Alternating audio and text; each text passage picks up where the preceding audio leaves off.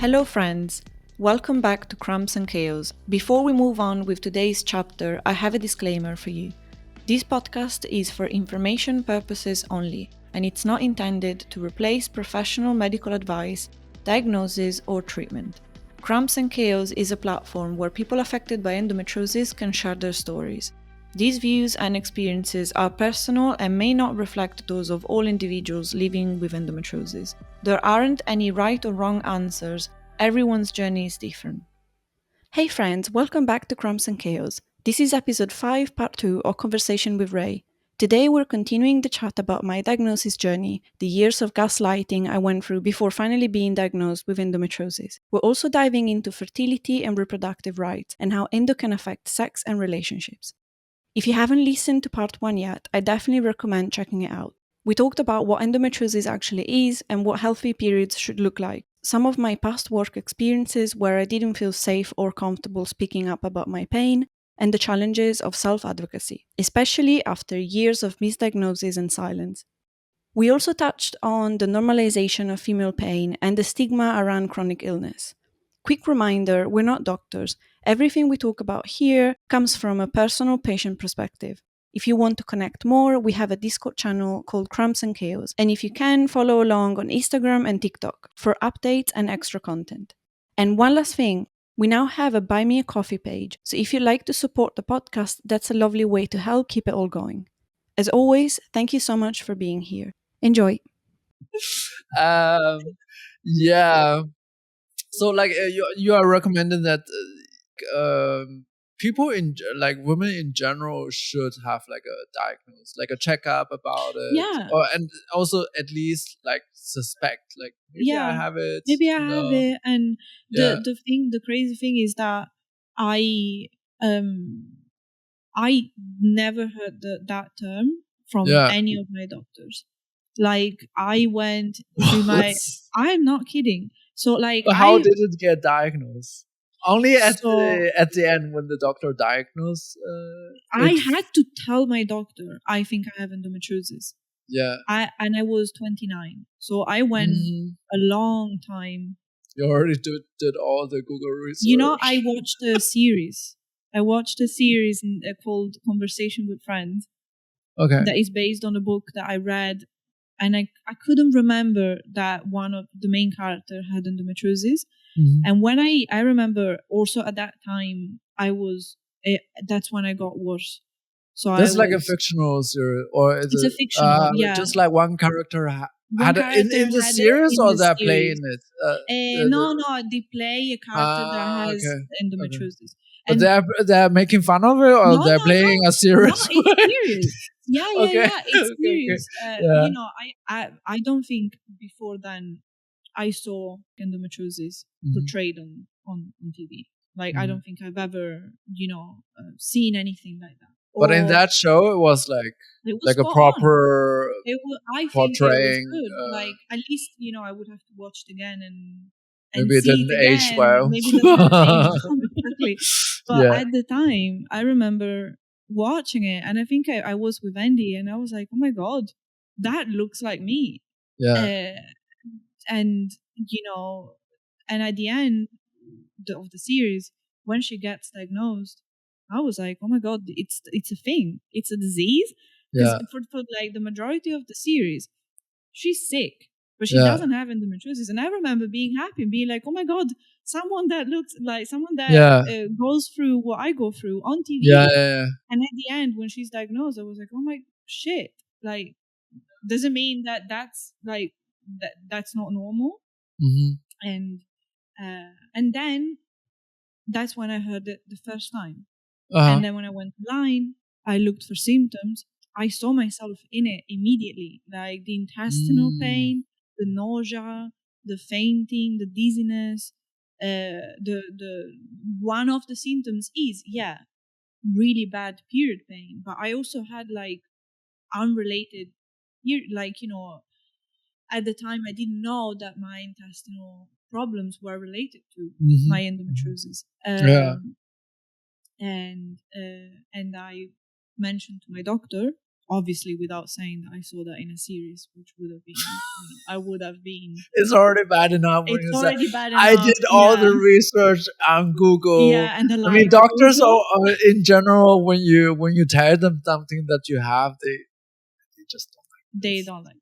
They don't like to hear that, right? Also, like not all doctors, but like, yeah, I feel that it's it would have been I would have been scolded a lot if I mentioned that I saw that in a BBC program, and I didn't.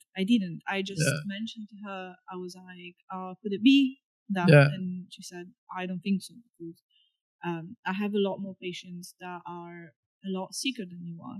Okay. And your ultrasound always came back normal. That's even worse, right? Yeah. It means that they all have it, and they're like misdiagnosed. Exactly. When you're like, so how did you push it into this direction that she at the end diagnosed it? I tried it myself, and it was during COVID. My mental health was not good. I tried it myself. I tried to talk to her, and then COVID happened. Like, it got bad mentally as well. I started suffering like a really bad mental health related to my cycle, and like, I think that nowadays I don't have a diagnosis, but I think I have PMDD, which I can come back later on. Just another thing.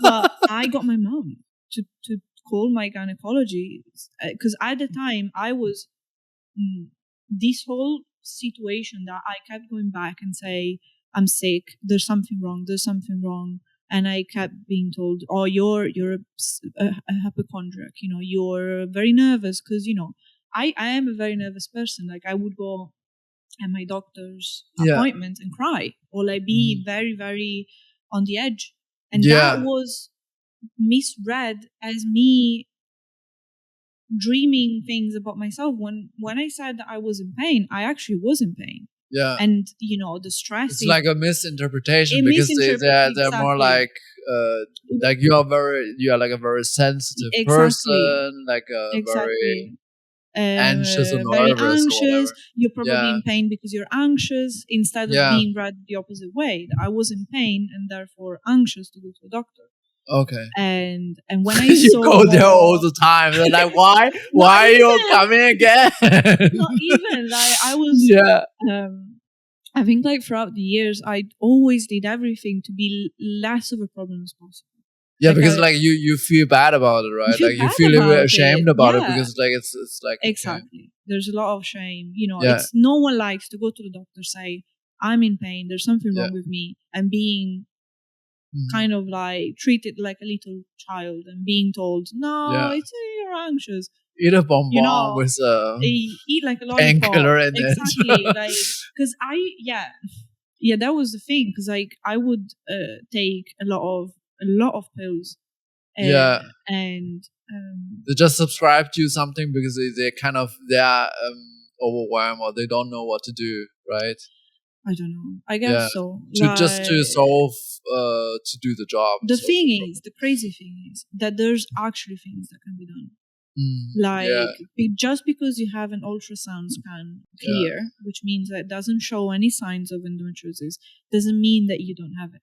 Yeah. Because endometriosis is a very, very insidious illness. It doesn't always show. And unfortunately, to this day, the 100% precise method to diagnose it is a laparoscopy, which is a keyhole type of surgery.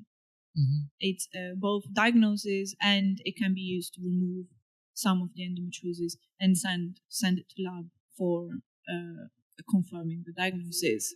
When performed by a professional that knows what the disease is, because not all gynecologists know enough about endometriosis. But when done by a specialist that is 100% precise in terms of to know exactly where you have it and how many lesions you have and how many cysts and adhesions. Okay. With the ultrasound scan, performed by someone that isn't a specialist, sometimes it can only show endometriosis, which is what happened to me. So that year and a half that I didn't go to a doctor, and that I started feeling really ill. And I had 2 episodes where during sex, I had the most mind-blowing pain that I've ever had in my life. During sex? Yeah. So because like it hits some part of the body. Ooh. It irritated something, I think. But at the time, I'm someone that's also something that I didn't connect. But painful sex is also another symptom. Okay. And for my entire life, sex was always a thing that I thought I was sensitive about. So, you know, you go to school and you have all these friends are like, I did it like 5 times. I was like, oh my God, I can do it one time, and then it's painful. Like, it's really painful. And it's inside pain. That's another thing that I didn't connect. So that when I had those episodes, that was a level of 12 of pain, where like my entire life, certain positions I couldn't do, or certain times of the month I definitely cannot have any type of sex, or even orgasm can cause pain. So no, it's not only like vaginal sex, it's just like I didn't know why I was feeling all these things. And, you know, I would go to a doctor and she would say, you know, just change position. I was like, okay. Eventually, I'm going to get to a point where there's no position that I can have. But that's mind-blowing. Just change position or stop having sex. Yeah, like no one needs it. Why are you having sex so much? Okay, like all right, but like you didn't finish the story. Like sorry. So how did you at the end got diagnosed and you came to the conclusion? I got my mom to call my doctor and to say, you know, I think we need to resolve this, because is there something that we can do? Is there, because at the time I was living in the UK and my doctor was in Italy. Yeah. And my mom, because she lives in the same city, I asked her, I was like, please talk to her and please say that this is serious and I need to change, because I need to do something, because I can't go on like this. So my mom talked to my doctor, and my doctor was like, well, there is a blood test that we can do, which is, I think it's the blood markers. They basically mark inflammation. And because another thing about endometriosis, it's an inflammatory disease. Like you live in a constant state of inflammation. And then she said, and you know, eventually she's gonna have to get surgery. This is serious. Like, you know, she thinks that she has endometriosis, but she's gonna have to do surgery. Okay, we're gonna do surgery. We need to do surgery. I mean, are you trying to scare me? Like, that was and because that's not that's kind of a funny. It's really like if we find out that he or she has cancer, then we have to do a surgery. It's like inevitable, right? It's inevitable. Yeah, exactly. It's like it's not exactly that I'm lying about my symptoms, and I'm just I don't know. She's kind of a little bit mixing up all the costs and treatments and all. Exactly. Mixing like the cause and effect of like. So I did the blood test, and my markers were high, and she was like, you know, that doesn't mean anything. And then we go, and I had a 7-centimeter cyst on my left ovary. And at which 7 centimeters? Yeah. At which point she was like, oh yeah, you have endometriosis. And I remember. Wait. So that first it was this kind of blood test which checked that you have like a high degree of inflammation, and then you did the X-ray. I did it's an intravaginal ultrasound. So it's like all right. It's a stick with like a camera that goes inside. I like the cam. Okay, got it. And they found an endometrioma. Endometrioma is a cyst of blood that can form from the blood that a lesion is bleeding. And so it's like it's got hooked there and it didn't leave anymore. No, right? No. And that you suspect that this came from all the years of not knowing? I think so. I think Okay. I maybe somehow in that year and a half developed a 7 centimeter cyst. I Uh-huh. don't know. It could be. Usually I think it takes longer. There was no explanation of, and I didn't want to blame anyone. I was just happy Yeah. because I think Reliefs I that they was found I was obviously the really cyst. scared because Yeah. you have. I remember like talking to my partner and saying I actually feel one Yeah. of my sides of my belly bigger. Like I look at myself and I Yeah. actually feel, and I don't know if maybe I was dreaming. Maybe I was dreaming. Maybe you cannot see. I I felt like I had something. So Mhm. for Yeah. the first time after years of saying I've got something. That one time when she said on my left side, I was like, oh my God, that's crazy because I could see that. Like I could And it's the look at same myself doctor in Italy. and that was my same Damn, dog. she must have felt really bad about it. I think, I didn't feel like Yeah. angry. I think it was Yeah. done in damage was done because Yeah. emotional damage was done Yeah. Yeah.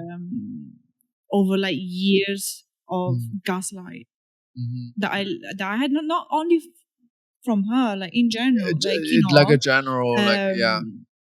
but at that time, at that point, I thought, okay, that's good. Now we have Yeah. endometriosis. What do we do? And I think for me, Okay. that was the worst because I was put on the pill Yeah. and I was like, that's it. Are we not Yeah. gonna like do something else? And that was what I did, which was follow instructions and Uh-huh. be put on the pill because I had to like hold my cycle completely, so I Oh, wouldn't okay. bleed. Just to prevent any kind of period, Any like just to end the period. just to end the period Okay. momentarily, and that ended up being 2 years and a half. Mm. And then in my case, I thought that the best option would be to go to a specialist that specializes in endometriosis, and I think that from there I went on and now I'm with a specialist here in Spain. But I always found it that a never ending. Like I thought that day when I got diagnosed, I was like, finally, now we're gonna Yeah. get some answers. And I thought Yeah. the answers never came, at least not from doctors. Okay.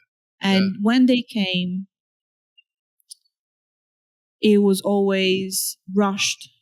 And I think it's a very personal experience of mine, but I Yeah. think that caused me to kind of fall in a bit of a cycle of bad mental health because when I thought that finally knowing what I had Yeah. was going to solve something and it didn't, Mhm. because at that point I knew that I had something, but I wasn't really explained why the treatment that I was doing was the treatment chosen. What other possibilities there were. Like I was told either you get the pill or you get a chemical menopause. I remember Yeah. thinking Yeah. that's a bit Yeah. much, like jumping from the pill to that. And so I went with the option that sounded less. You're relieved that it finally is diagnosed and you have kind of a, Yeah. well, not an answer, but Yeah, you yeah. know what it's about, right? Yeah. Like, and then you like gaslight yourself, Yeah. and then you have like a right to say it to Yeah. yourself and to also to maybe to your partner or to put around to Yeah. what it actually is, right? Because now, for example, if you would vanish for a week, it's not a surprise. Yeah, When I don't exactly. see you at the co-working, or Yeah. right? Like I think it's like understandable, at least for me. Yeah.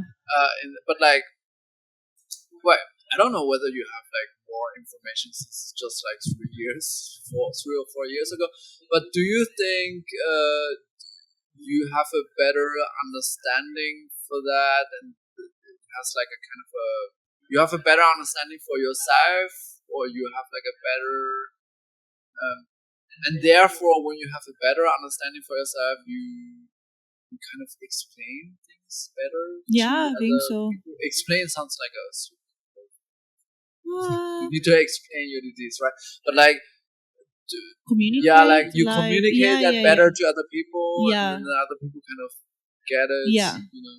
Well, yeah, because I think it's when you know that it's a disease and Yeah, it's a real thing. yeah, Well, if people think that you're making it up, then it's their loss, you know. yeah, And if someone wants to know, yeah, you can communicate yeah, what it is in a more technical way. It can be very random when yeah, when you don't know what you're going through. It can all seem very chaotic. It yeah, reduces the confusion. And also, for example, like if you join online community groups, yeah, you find more people that went through what hmm you went through, and that can be incredibly reassuring yeah, for because sure. there's millions of people that go through this, Yeah, and to know that you're not alone, that's massive. yeah, But when you don't know, yeah. or when You can't find you the can't right find the forum. right forum, yeah. Yeah, And equally with your friends, with your partner, I think it makes it a lot easier yeah, to communicate something when first of all, what for you're sure. communicating, and also stop blaming yourself. Because I think the Yeah, moment that you stop blaming yourself because you can't have sex, or because you can't yeah, go on a date, or because you can't go out for a drink, yeah, I think then your communication style is more empowered because you yeah, stop apologizing. You stop saying, I'm sorry. Like I always say, I'm sorry, I can't come. hmm But it's like, sorry, not sorry, you know? I try yeah, not to feel sorry. Or yeah, um, I know that there are certain parts of the month that sex is off the yeah, list for me. yeah. I might say I'm sorry, but hmm I try not to feel But like, bad. definitely your perspective on it is like Is changing to, changed, yeah, because you stop like, I'm blaming it on just sick. yourself. Yeah, you're sick. It's an illness, and it should be taken seriously. And Yeah, people do take it seriously when you come out and say. Um, I think the counterpart of that, unfortunately, is that it's so hard to get a diagnosis. So I think having a diagnosis or not, when someone says I'm in pain, hmm but I don't know yet why. There should be more trust that if someone says I'm in pain and I can't walk, yeah, that they have a diagnosis or not. hmm That because you might be talking to someone that actually has severe endometriosis and yeah, haven't been diagnosed. It's a bit of a situation where like the dog is like biting his own tail because a diagnosis is so important to give you the yeah, tools to advocate for yourself. But yeah, at the same time, a diagnosis is so difficult to get. So I think in general, what should happen and what I hope it will happen is that on a society level, you have more knowledge so that we can yeah, help people that haven't been diagnosed to yeah, feel okay even when they haven't been diagnosed. I think if our fathers and our male friends and boyfriends and whatever yeah, know what not only endometriosis, because it's not only about endometriosis, and just period pain, it yeah, should be more normalized. hmm Girls that go to school and they have to go home, or they have to, you have all these like stigma around period pain. It's like, oh, what if I bleed through my hmm underwear? It's a nightmare. Like when I don't know how kids manage it now. I hope that it's better, but hmm I think there's a lot of shame. But So I think it's for me it's crazy to think about that. I mean, mm,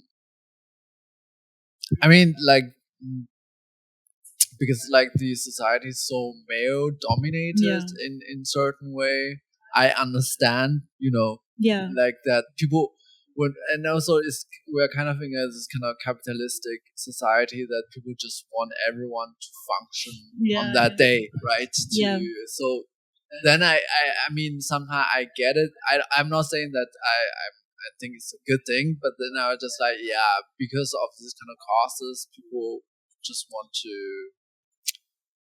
How do you say that? Like just to say, yeah, just don't make a big fuss about Yeah, it, right? yeah. That's like one thing because of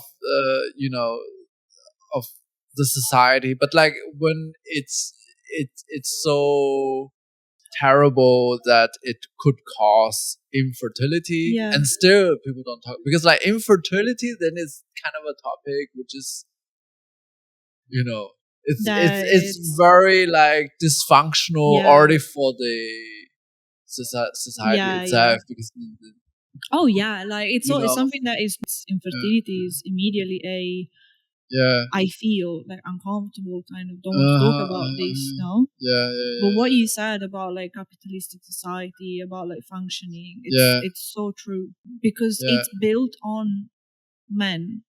yeah, Like there's not much left. The space that is left for not even normal period, right? yeah, Pregnancy and maternity leave, yeah. endometriosis and mental health, like everything that isn't just basically being 100% all the time.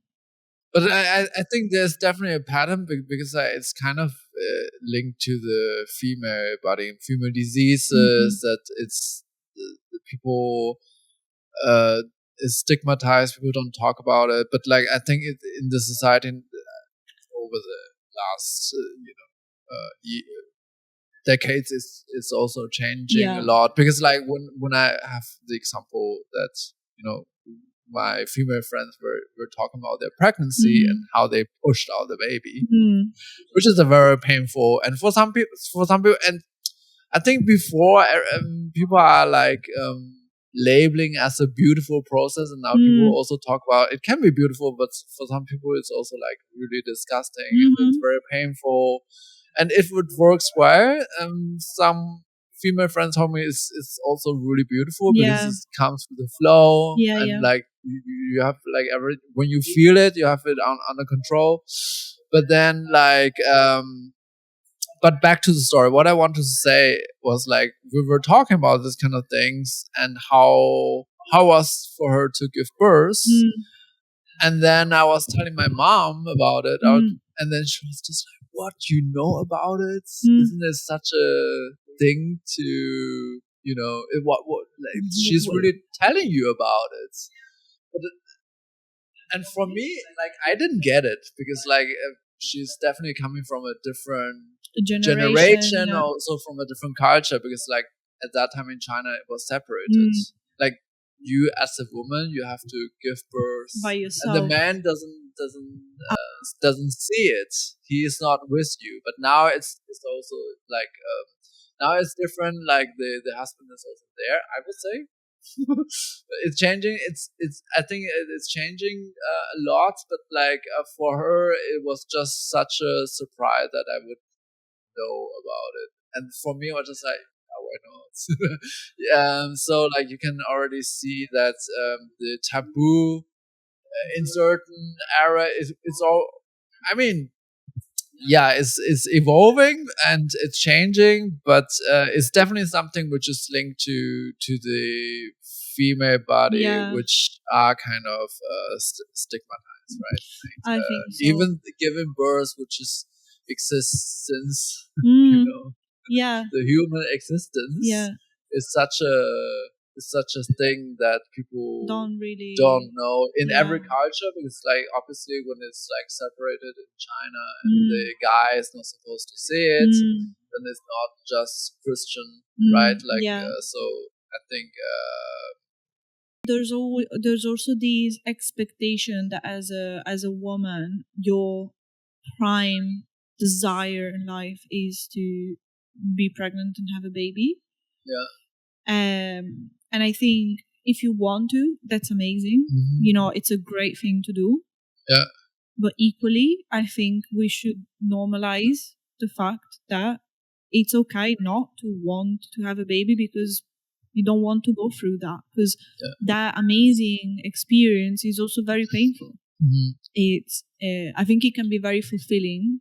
Yeah. can be the best thing happening to you, but it's very dangerous. There's no saying that you can die.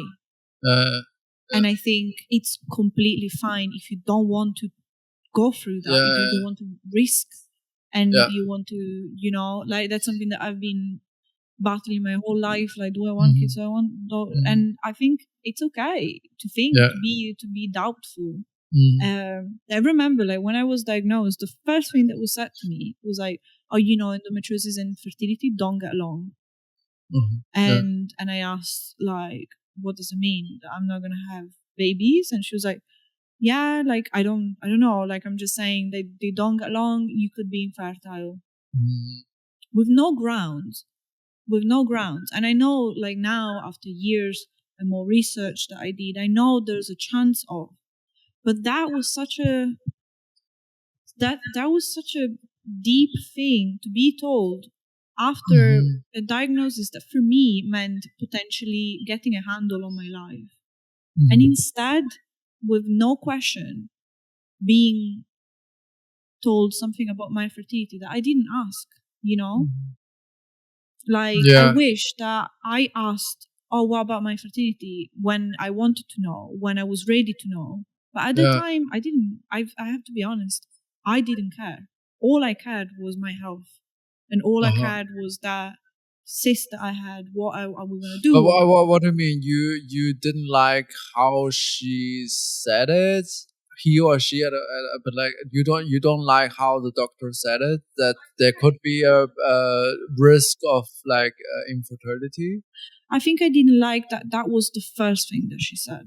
I think for me, it was the fact that I was more worried about the state of my body, Mhm. more worried about what was going to happen to my body Mhm. than if I was going to have kids or not, which I think it's Yeah. something that can be discussed after taking tests and Yeah. after actually knowing if it's going to Uh-huh. affect my fertility. I Yeah. felt that was another, it's not a misconception because it can affect your fertility, but I think Yeah. the way it was said, it was very direct and very, very, very stabbing for no Yeah. reason. And I A little think, bit generalized and a and little very bit, yeah. generalized. And again, I don't blame the doctor, but I Yeah. think it's also something like, I know that many women, me included, heard this Mhm. phrase, which is, what can really cure your endometriosis or make it better is pregnancy. And I think, again, it's such a, when you ask for that advice, that's great because it's like, Yeah. oh, amazing, I want to get pregnant. Pregnancy is going to be good Yeah. for me. But first of all, it doesn't actually, it's not true for all. Like, it's not a given. It doesn't always improve your state of endometriosis. It doesn't always improve your endometriosis. Mhm. And second, I also feel that something very tricky and complicated to talk about, because pregnancy, the ability to be pregnant and the ability to carry on a pregnancy is Yeah. often very jeopardized by endometriosis. It can Mhm. be very difficult to get Yeah. pregnant. So I think to tell a person, oh, what's going to make your life better is this, and that very thing can be very hard for them. Uh-huh. I feel that that's another contradiction of the Mhm. way the way, yeah, the way the state of things is, Mhm. because it can be very vulnerable Yeah. for a woman in that position to be told this, because, yeah. What would you think would be kind of a better way for the doctor to communicate about that? Hmm. Should they communicate about that? Like, or if yes, like how would you think is a better way to communicate? Like for you on a personal I level. think when assuming the doctor knows what they're talking about. Mm-hmm. So let's assume this is a doctor that is a specialist Uh-huh. in endometriosis, knows what they're talking about. Uh-huh. I think it should start with, do you want kids? Mm-hmm. Okay. I think Okay. it's simple as that. Like, Yeah, I yeah, think it's, for me at least, and this is a very yeah. To bring personal, up the topic. yeah, I think it's a very personal, it's a form of consent, this as well. because you're not overloading a person with a piece of information that can be actually very wounding. Because to know that, okay, this can make my life better, but it's proven that actually it's really hard for women with endometriosis to get pregnant. It can be very hard to take as a piece of information. And I think many women are suggested to have a baby at a very young age, get pregnant. So that would cure their endometriosis. And I think I know that a lot of women didn't feel that. It didn't get better. It didn't get cured. Also, there's no cure for endometriosis because it's a chronic disease. And being that it's potentially very hard for you to get pregnant while suffering endometriosis, I think it's a very vulnerable conversation that, in my opinion, maybe could start with the patient talking about pregnancy. Because also, pregnancy is very delicate. It's a very delicate subject. It's a very personal, and it's not a given that all everyone with a uterus might want to go through that. So I think it's another, maybe like lack of empathy situation as well. But so, would you say that is these 3 years since is kind of a new chapter, or it's kind of some significant years in your life that you have you are more equipped with more knowledge about yourself? Yeah, I think so. I think it made me kind of a different person because I've always been someone that I was not someone that would advocate for herself before this whole situation. And I think that definitely changed. It took me a long time. I think definitely the past 6 months, 6 to 8 months changed drastically. But in order for me to change drastically and start to advocate for myself, I had to suffer a lot mentally. I think after the diagnosis, I went down because I think for me, the idea of having to go to the doctor, having to fight more than what I already did, at that time, it was very overwhelming. I didn't want to do that. And I think when I realized that, and I realized, okay, I need to change and I need to be more proactive. And that's when I kind of started these podcasts. Things started to improve because I feel that I wasn't hiding my head under the sand anymore. Like I was talking to people, asking questions, interviewing people. It's a way of knowing things. So yeah, and it's a never-ending roller coaster. Some days are good and some days are bad. And you take one day by day, week by week, month by month. How is it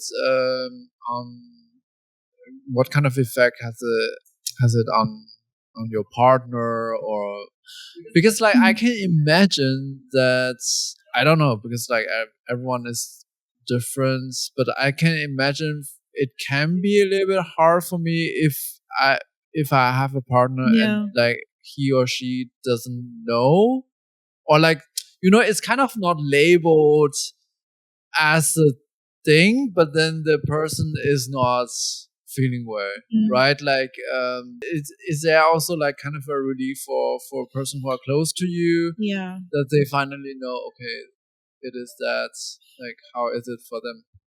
I think that I was very lucky to be with someone that really understands me and makes me feel like okay when I'm sick.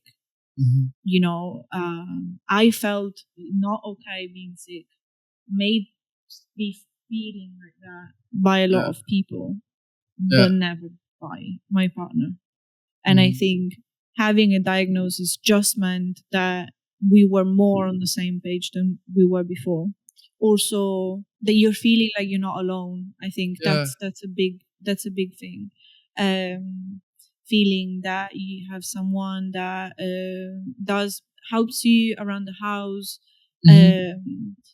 cooks for you, cleans you. If you need help getting in the shower, you've got someone.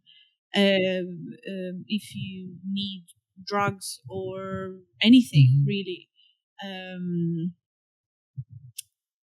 And I think that the diagnosis helped because it was well, first of all, I think the definition side of it helps you just generally being on the same page, because Yeah. you talk to each other, Okay.